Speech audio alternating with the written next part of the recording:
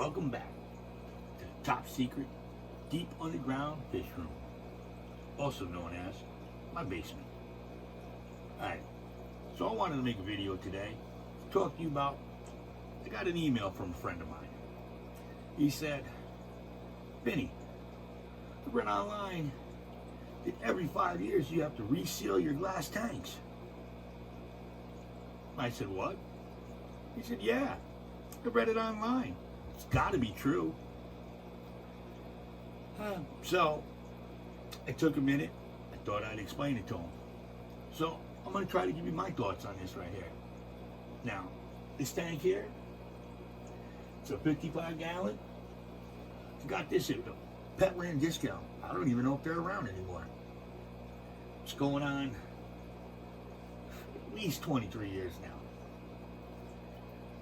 I've moved it. I've had everything from cichlids to a community tank to now it's home to one of my arowanas, a couple red hooks, and some parrots. Can't put anything else in there now.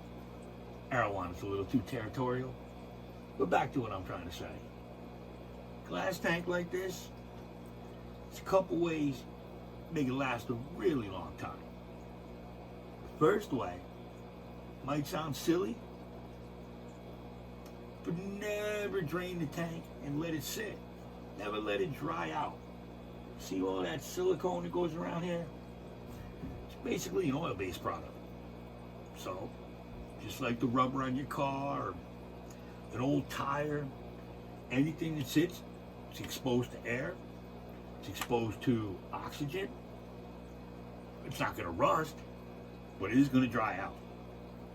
So I've noticed, if you keep the tanks full,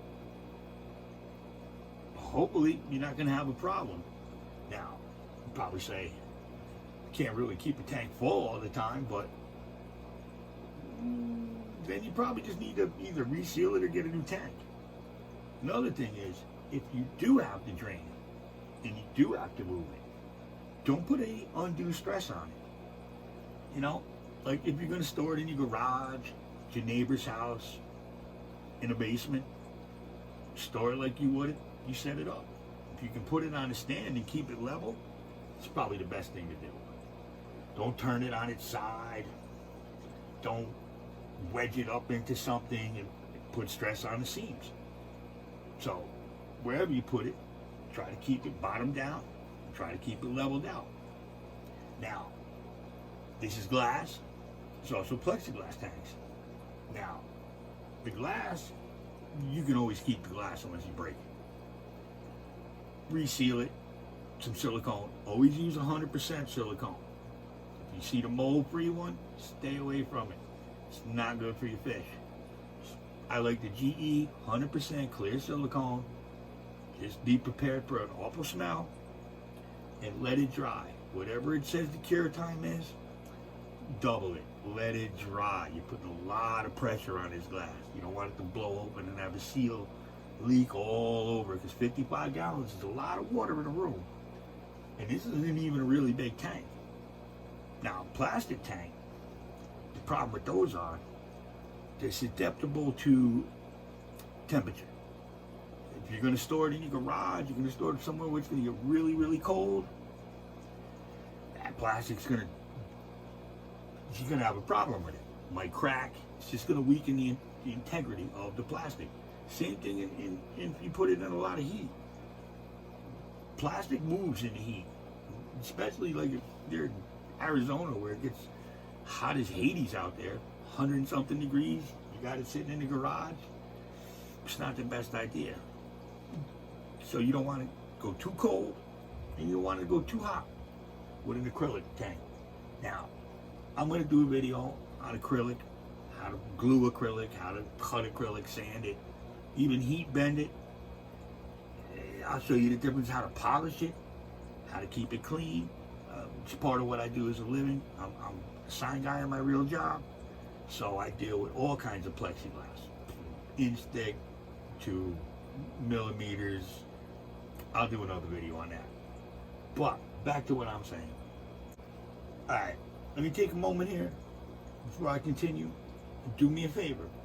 Hit the like button, hit the subscribe button, help me grow this channel. I'm going to come up with a lot more stuff to talk about and show you.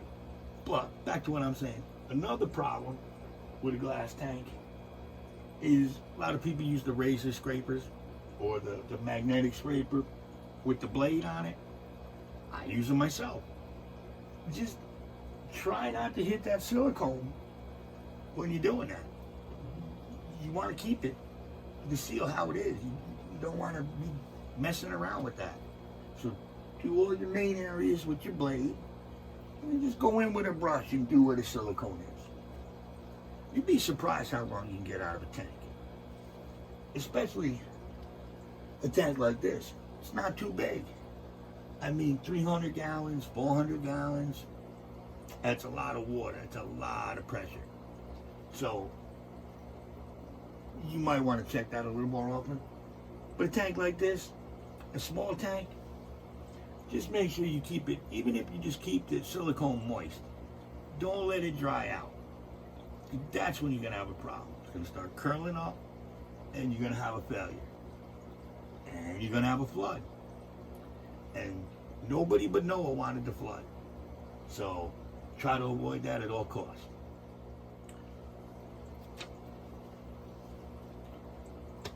Oh, and one last thing.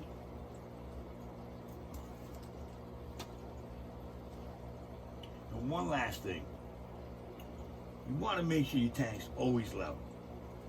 I know we've all heard it before, but we've come home and been in a hurry. I got a new tank. Well, I got to hook it up right now.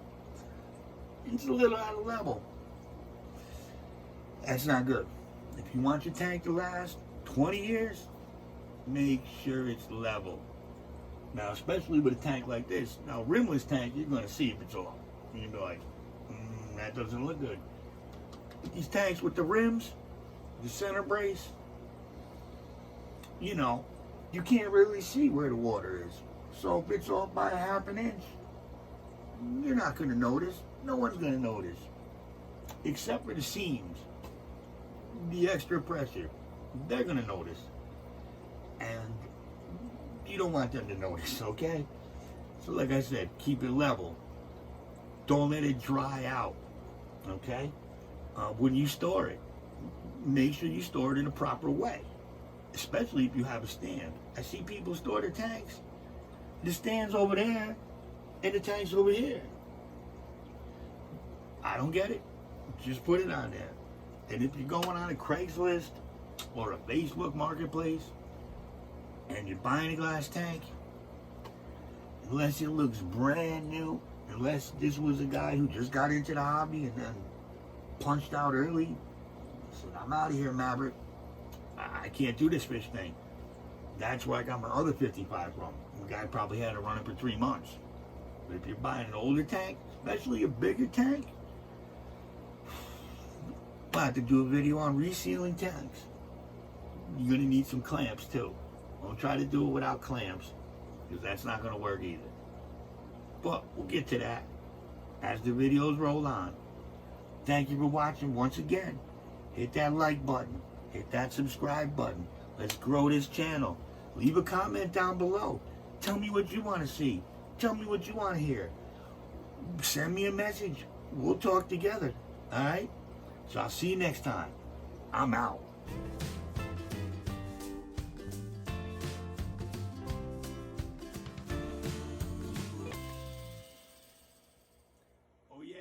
My extra footage. Not that anybody, well, you probably all did notice. You're going to leave comments down below, but I started the video not wearing my glasses. Then I had to read my notes, because I'm pretty new to this, and I put my glasses on. Because at my age, when you look at little words, it looks like ants running all around, or our vernacular, little cherry shrimp running all around the place. So, I know, you're going, he's blind. The guy can't see. How does he know about fish if he can't even see? I can see. I'm just, please, you're going to need these one day too, all right? There you go. There's your extra little inside behind the fourth wall. Okay, little kayfabe right there. Little kayfabe. Peace.